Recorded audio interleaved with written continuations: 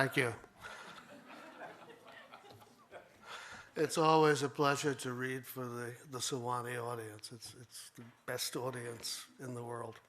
I want to thank Wyatt for inviting me back yet again, and I can imagine him making the phone call and saying, he's got to get it right this time. And I want to thank Megan and the superb staff here, and my colleague Alicia for being such a wonderful workshop leader, and our students who've been wonderful. And thanks also to those who came to the translation workshop that Alicia and Nigel Stallings and I did earlier in the conference. It was great fun. It's kind of Seamus Heaney used to had a story about a poet who was not as well known as he thought he was. And he was giving a reading, and on the way over to the reading, he turned to his host and said, "Is there anything you'd like me to read tonight?" There was a long pause, and then suddenly the host came up with inspiration. He said, "Just give us the old favorites."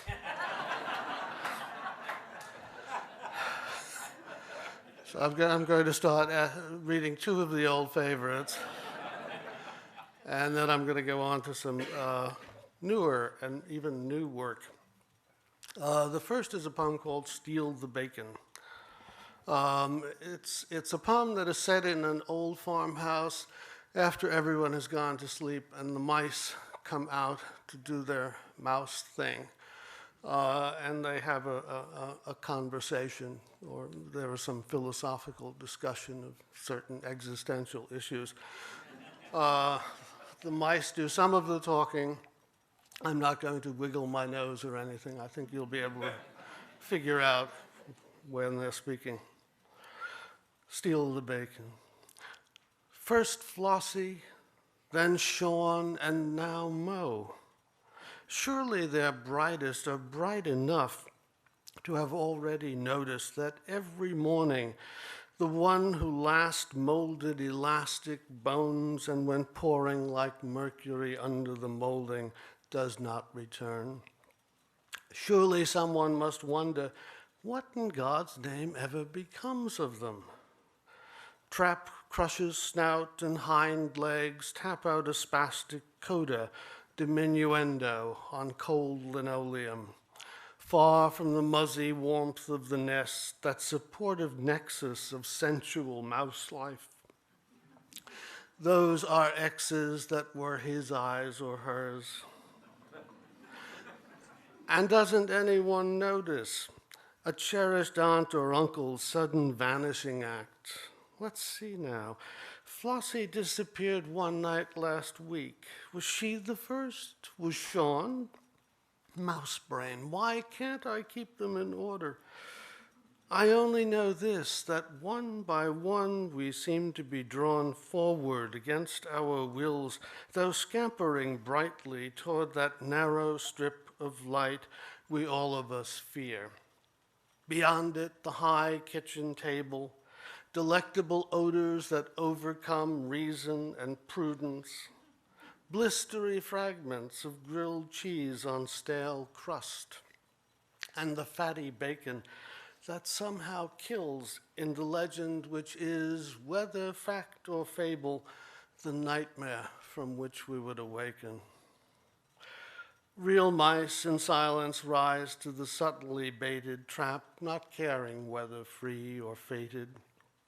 Springy gray squealers pulse with indecision, wrinkling their vulnerable noses as they try to answer the question this poised engine poses. And then either scamper back under the wall or stay to play Steal the Bacon, a game in which steely precision cracks down on mouse flesh or down on nothing at all.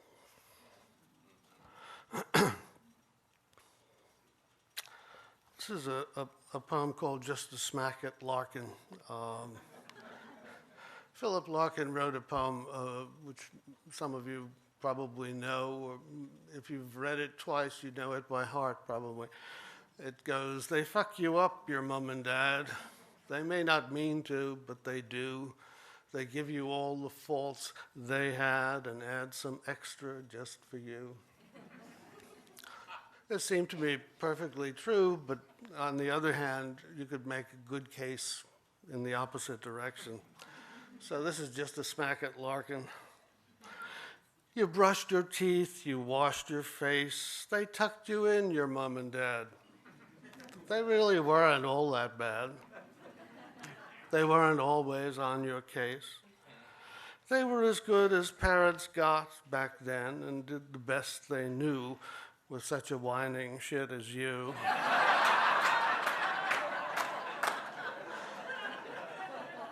Were they appreciated? Not. "And you, who will not take a wife, nor raise up kiddies of your own, can do no more than bitch and moan? Get over it, Phil. Get a life."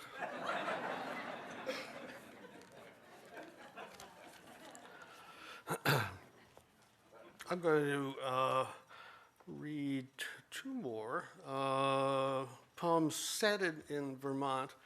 One is a poem that is about the period in the 70s when I spent many summers there, but it was written pretty recently. It's called East Albany Alcaics. Alcaics is a kind of meter that comes from Greek meter. It was invented by a poet named Alcaeus, who was a contemporary of Sappho's. It has a distinctive sort of rhythm. East Albany is a little town in northeastern Vermont. Robert Frost described many towns like that when he said they set out to become great cities, but they're still corners. And last time I looked, East Albany was still corners. "Bare-breasted Ellen leapt in the swimming hole, the sprightly daughter of that Hungarian couple who drove down every August from Montreal for a long vacation. Boys from the nearby farms would come racketing over the meadows, racing their supercharged Harleys, so glad to see her, fetching dime bags of Green Mountain gold in tribute. Then they'd go riding up on the lumberjack trails to some cabin high on a mountainside. Long summer nights of conversation and complex pairings dissolved by morning. Young folks behaved as freely in Burlington, where, so my sister told me, the Catholic organist ran off with the Presbyterian minister's wife to Boston."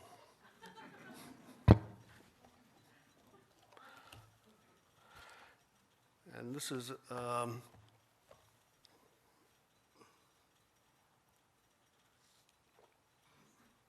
there are 3 full glasses of water here. People have not been drinking their water. This is a poem called "Getting Carded." When my children were very young, I used to take them to a museum in St. Johnsbury. It was a sort of natural history museum, and it featured an enormous polar bear raised up in a glass case, and there was a card on it saying, "Shot by Commander so-and-so, U.S. Navy," with the date outside of Anchorage, Alaska.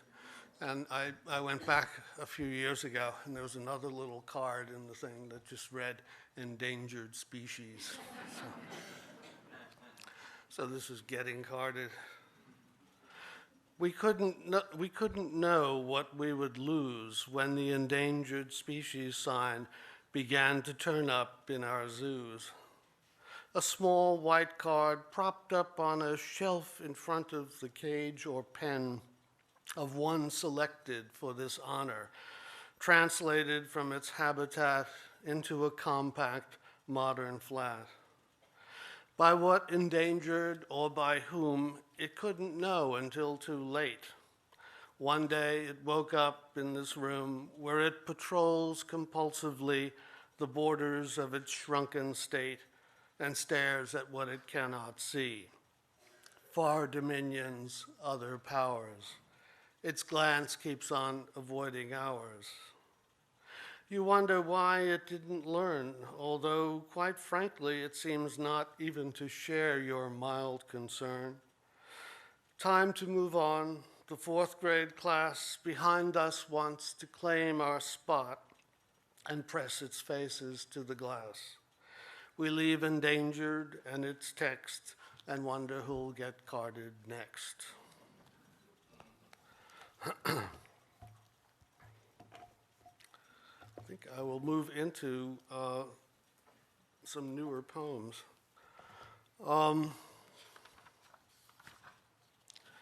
I had a notion of doing a sort of autobiography in sonnets that were not, strictly speaking, in any way autobiographical. They were just sonnets that I thought would, if you put them together, they would make up a biography. You can see the advantages of that because you don't have to be writing about yourself all the time, and I suppose the disadvantages are equally obvious. There are two of them so far. I'll read them both. The first is called When We Had It All. Our automobiles learned how to drive themselves to our supermarkets, where the shelves would be restocked as soon as they went bare. In those days, our lives were free of care. Though limbs and organs may have atrophied, none of us ever suffered from a need that went unanswered by some prompt device. Our refrigerators made their own ice. Now, in the absence of all that, we crave as we'd been taught to. Some of us still wave those plastic cards we used to charge our stuff when all we had was never quite enough. Useless, though we crave still, not what we've bought, no, for to that we give no further thought. And the second one is called The Light of Knowledge, and it begins with a quotation from Edgar Rice Burroughs. Tarzan, Lord Greystoke, is doubtless the only human being who ever joined in the fierce, mad, intoxicating revel of the dum-dum. From this primitive function has arisen, unquestionably, all the forms and ceremonials of modern church and state. So there you were in the confessional with some old priest attending some new sin, as I tore strips of meat from a fresh kill, then crawled back through the thick legs crowding in to scarf the orphan's share. Little Whiteskin, named for my pasty face and hairless pelt. But I danced beneath the full moon with my kin in the primeval forest where we dwelt, unable to stem the urges that I felt when we collapsed in a promiscuous heap. Pardon demanded kneeling, so you knelt, while I fell into a rich phantasmal sleep, wherein appeared the lurid, awkward shapes of my companions, the anthropoid apes. I should thank Adam Vines for not only taking those two but actually publishing them in the Birmingham Poetry Review. He's probably wondering now why he ever...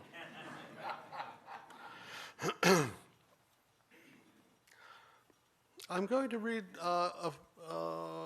4 more poems, which will be longer. They will become increasingly longer narrative poems. You can put a frog in a little boiling water, gradually raise the temperature, and the frog never notices.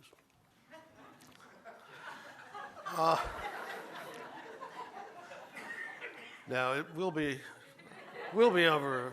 Don't worry about it. So a few years ago, I translated Ovid's Metamorphoses, and I thought I was finished with it. And then I found myself coming back and getting re-obsessed by some of the stories in that book. In the Metamorphoses, some of the better stories actually occur toward the end and after the first 5 books, which is what everybody knows.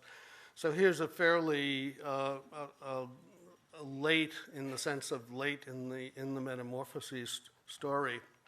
What got me sort of obsessed about this was that it was a story about the hidden crime in Roman and Greek life, that Romans and Greeks put out exposed infants that they did not want. If a child was deficient in some way or defective or just too expensive to raise, they would put it out in a place where it would die or be taken by somebody else to be raised as a slave, perhaps, or whatever. And I have the feeling that this was something that Ovid realized. He felt the injustice of it. And he did a story about somebody named Iphis. And in this story, a husband and wife, the husband is Ligdus, the wife is Telethusa, and they are, Ligdus is off in Alexandria on a trading mission or something, and he writes home to his wife and he says, well, if you have a girl, expose it. We can't afford her. If it's a boy, raise it and take it in. So his wife goes to the goddess Isis, who tells her what to do. They save the child, they raise it as a girl. Everything goes fine until the time comes to marry her off. And then there's a problem. What will we do now? So Ovid comes in with another happy ending. There is a transformation of Iphis, and she's turned from a girl into a boy. She marries the girl of her dreams and goes off. This was the only possible happy ending to the story in Ovid's time, I suppose.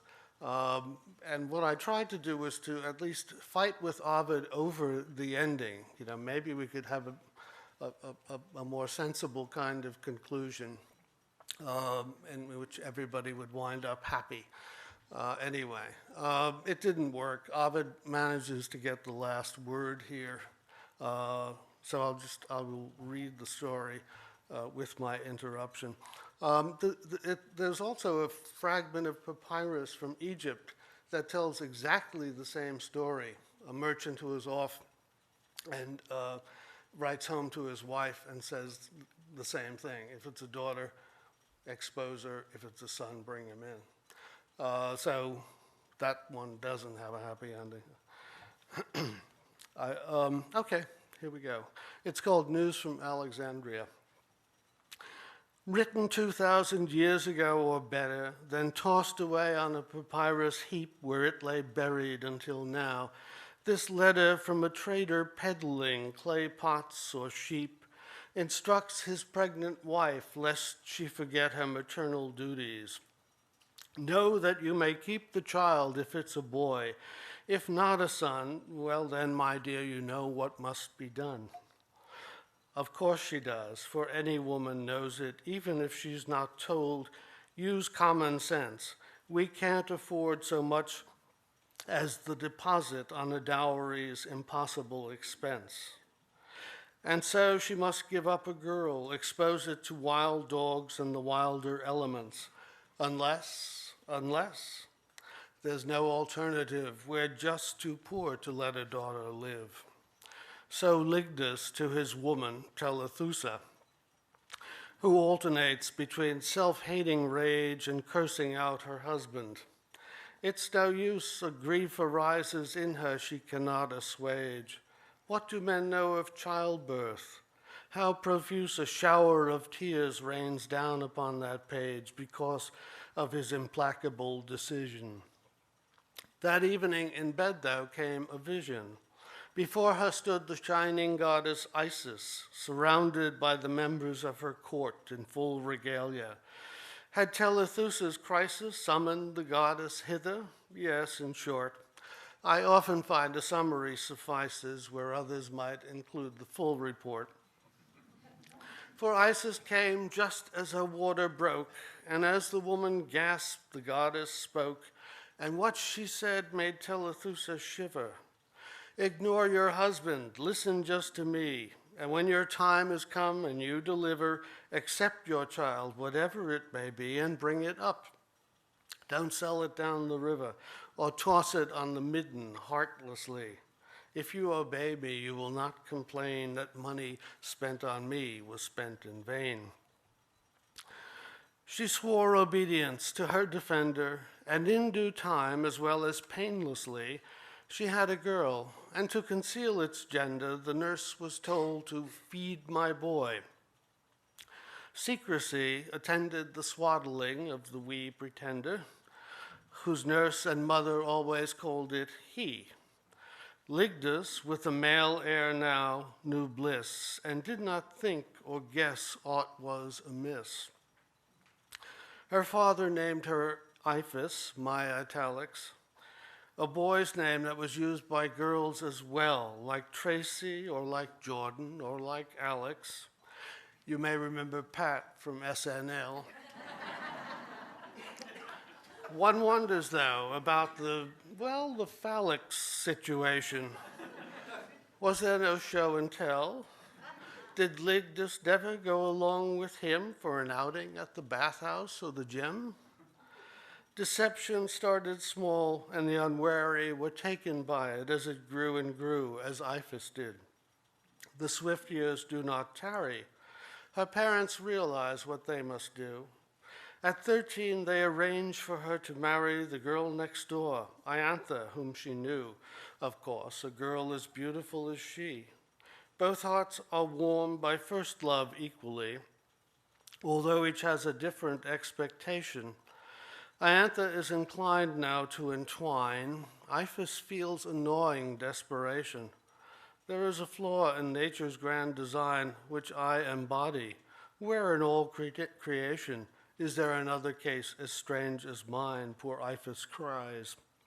A maid who loves a maid. How very singular I am, she said. Oh, what will be the end reserved for Iphis, gripped by feelings she was sure were known to no one else?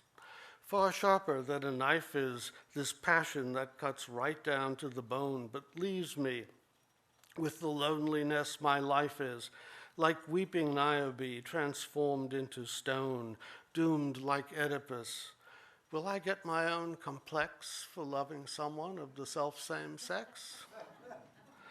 But it wasn't just the global implications, her fear that there was no one anywhere like her at all among the teeming nations, no other girl with whom she'd ever share her woes and sorrows, transports and elations that added on as much to her despair as thinking of her sure embarrassment when festive wedding torches lay all spent. For she foresaw that nocturnal inspection, tender but urgent, would at once reveal the source of the unnatural affection she had so long attempted to conceal. There was no way that she could rise to action and give Iantha proof her love was real. She, on her part, found it hard to wait while Iphis kept on pushing back the date with one concocted pretext and another, until the day had dawned and what to do. It suddenly occurred to Iphis' mother to call again upon that goddess who had helped them when they were in such a pother, and see if she would once again come through. Would it spoil Ovid's story here to mention that a happy ending would ignore the grief of child loss and require the suspension of a modern audience's disbelief in the quick fix of godly intervention to give us more than comical relief, saving the girl who otherwise would die? Death, after all, was the reality. And couldn't our pair just live together in sin or bliss, quite happily unwed, or for that matter wed, no matter whether two girls, two boys, to something else instead? Be Jordan and Tracy, with the little Heather they've rescued from the city of the dead, and after several days of celebration, they are now raising as their very own. The goddess, as we know, will have her ending, and different from ours it will be. Ovid will go along with hers, pretending that he agrees with her, but secretly would move us past machinery descending into a broken space where irony would see us round, if not directly through the path laid out. So, Ovid, back to you. Fervent prayers, rich offerings were made to Isis, who of course provided aid, and her solution proved to be quite simple, for Iphis was transformed into a lad while following his mother from the temple. Those two were pleased.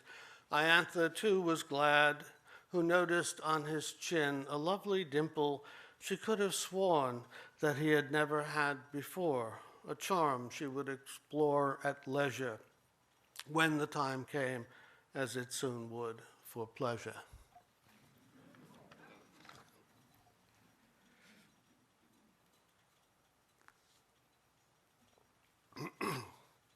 The second story from Ovid is about a more familiar figure, Narcissus. Usually, what we get in the tales about Narcissus is him, just the boy looking into the pool. I wanted to combine both Narcissus and his reflection, the reflection looking back up at him. So this is I put it into, I don't know what it's called. It's two villanelles stuck together. A villanelle inside another villanelle. Woody Allen has the story of a monster that has the head of a lion and the body of a lion, but not the same lion.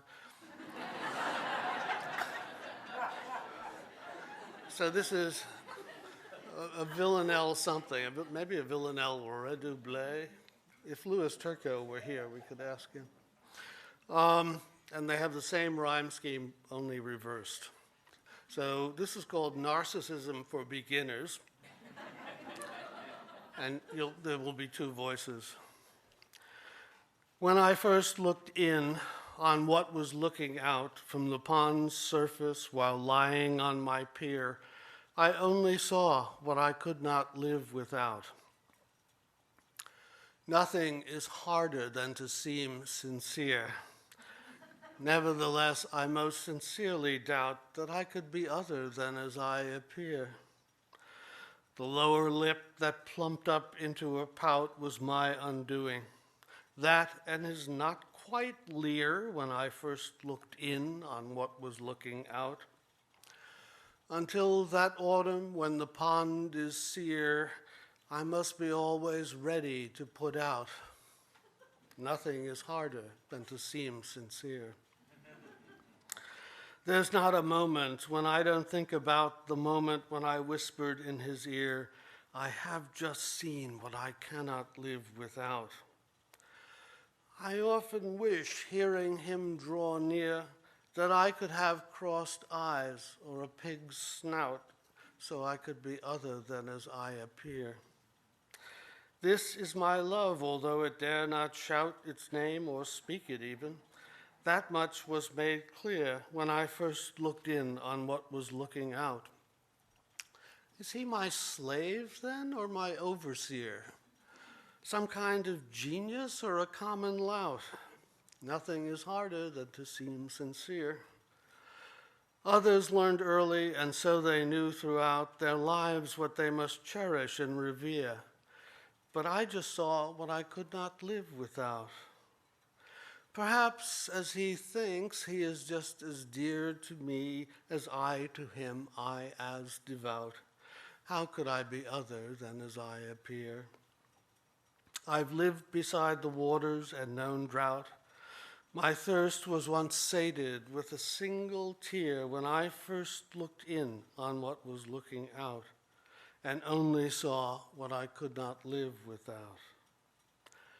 So long as he looks down, I will be here. A tear dropped in, and made a water spout. Nothing is harder than to seem sincere. I could be other than as I appear.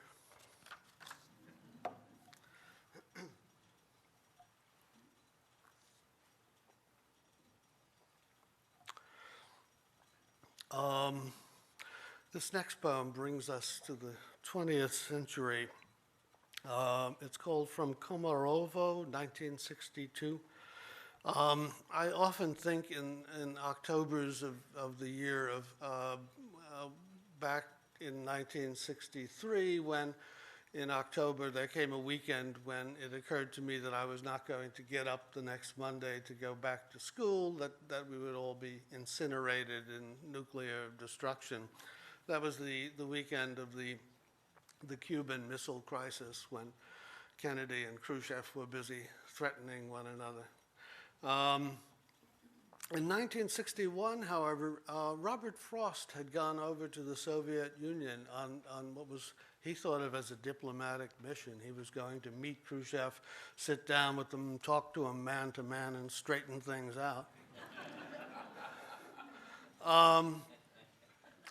Along the way, he managed, he was taken to Koganovo, which is a sort of suburb of what was then Leningrad, to a very elaborate and expensive dacha where he had a dinner, and present at the dinner was perhaps the greatest Russian poet of the 20th century, Anna Akhmatova. Yeah.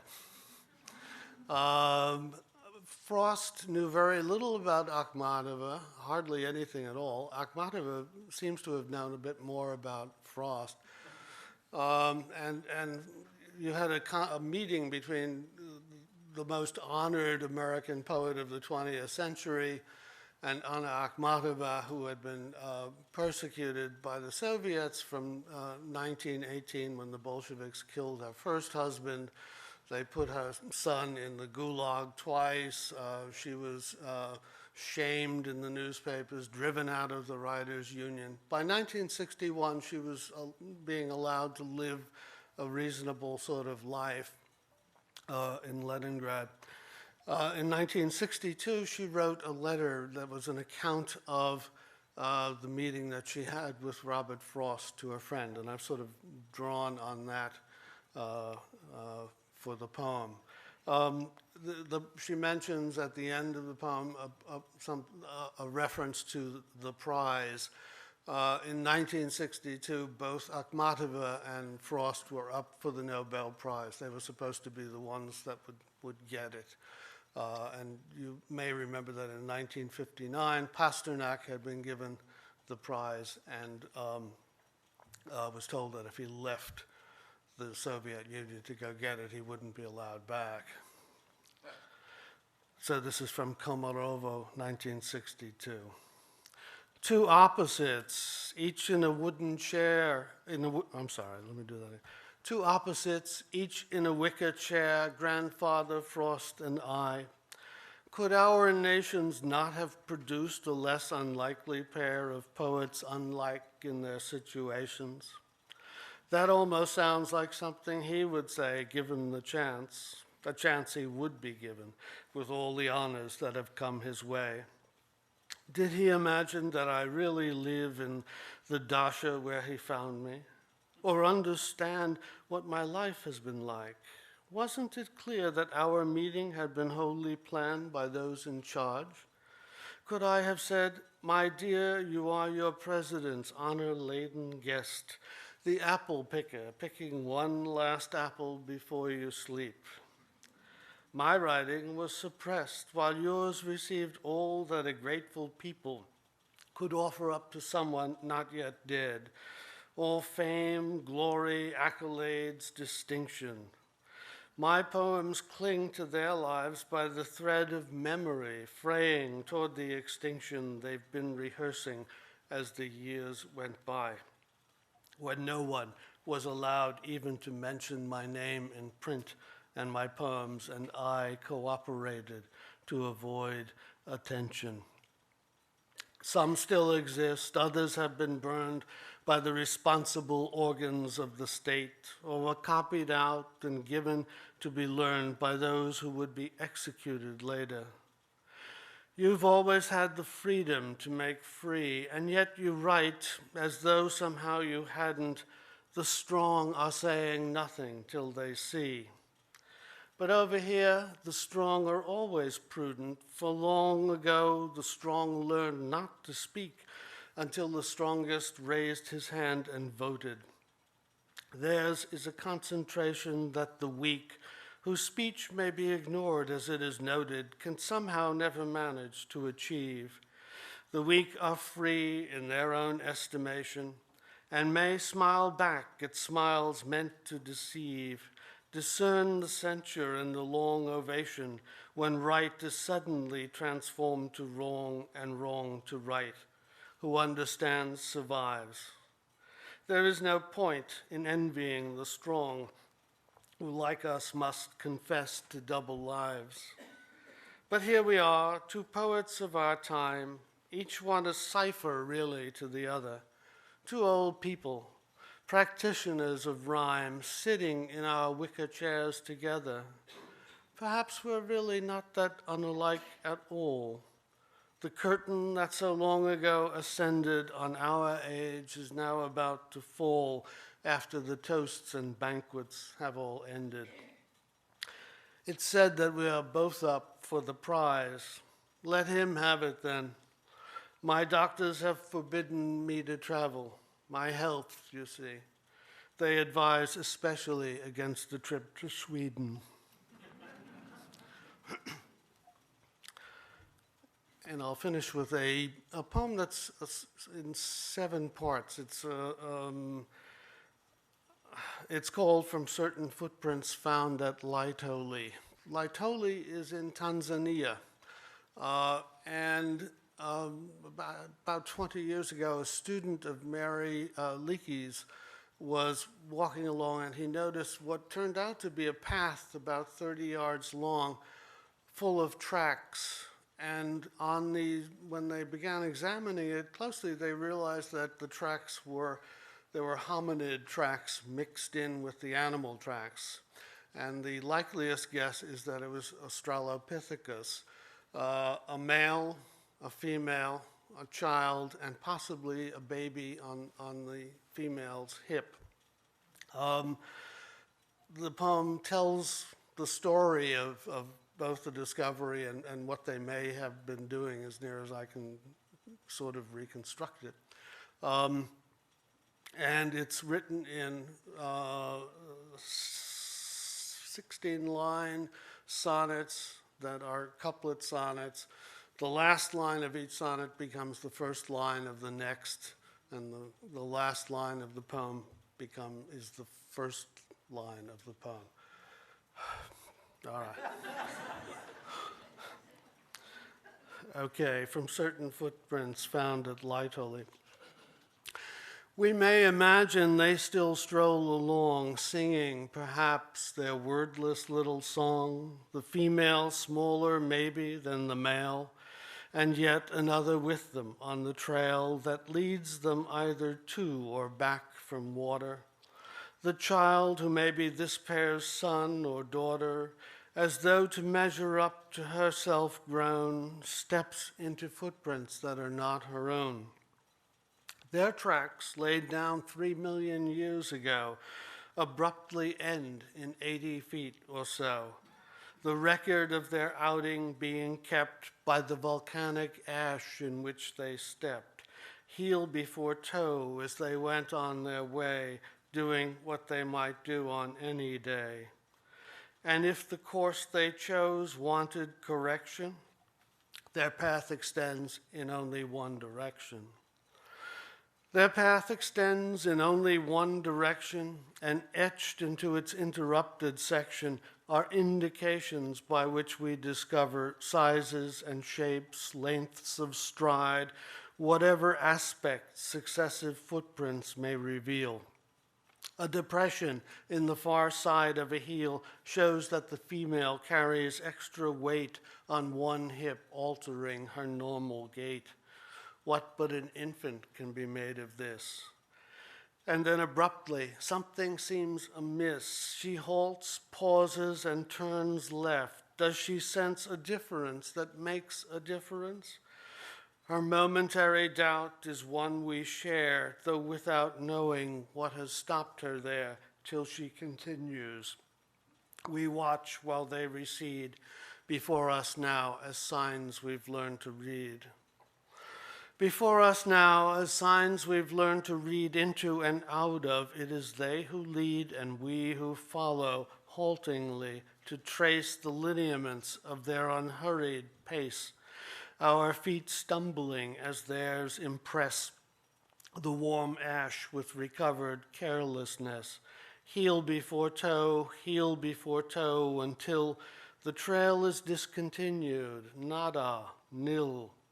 Since they were there once almost in sight, if not quite ever there, no, not ever, not quite, we may imagine that these four continue at the same pace on to another venue, and at that moment they all disappear, and what is left of them found only here, on the path they ventured out upon and quit as soon as their footsteps had created it. As soon as their footsteps had created it, rain and another ashfall on the site turned into muck that turned into cement and made their casual passage permanent in printed code that no one had an eye for or mind until much later to decipher. So could the path be said then to exist? Not till a young paleontologist, out of a welter of competing spores, hyenas, wildcats, rhinos, and wild boars, saw in apparent isolation what could only be the print of someone's foot, and then a set of footprints that extended for 80 feet till suddenly it ended, and with it closed off what had been revealed at the beginning of another field. At the beginning of another field, behind him the female burdened with a child, and at his feet the one who sometimes tries his footprints on for size, impatient to get on with it, instead of waiting while he probes what lies ahead for any sign of a better than even chance, the odd turn that will favor their advance, some reassurance I cannot imagine. Whether or not a countersign is given, they must soon realize that if they linger here, they will put their issue into danger. From now on, unrecorded in the dust, the four of them will go forth as they must, and then, if not before, will slip out from whatever I can say for sure about them. Whatever I can say for sure about them, we, like as not, would not be here without them, without their having set out on their way at a certain hour of a certain day, some 3.5 million years ago, on a quest whose purpose we can never know, that brought them here, where without meaning to, they left some traces of their passing through. These traces I have come upon and made much of, and if my much making has strayed from whatever in the future comes to be thought to have happened, no apology. For errors inescapably are us. The certainty that starts life as a guess, the accidents that generate the plot, we wouldn't be quite human were they not. We wouldn't be quite human were they not, however small and far away, one dot in a row of dots that when connected shows a line, a path, a trail of steps that goes from there to here, by which we may infer we are what has become of what they were, as they have been an early state of us on a path once broken, now continuous. We may imagine them, their walk begun, one terrifying morning when the sun was hidden in a cloud of ash and soot, and how they had to walk completely through it until, quite suddenly, it all came clear. And as they walked on slowly, with less fear, the smaller one took up their wordless song. We may imagine they still stroll along.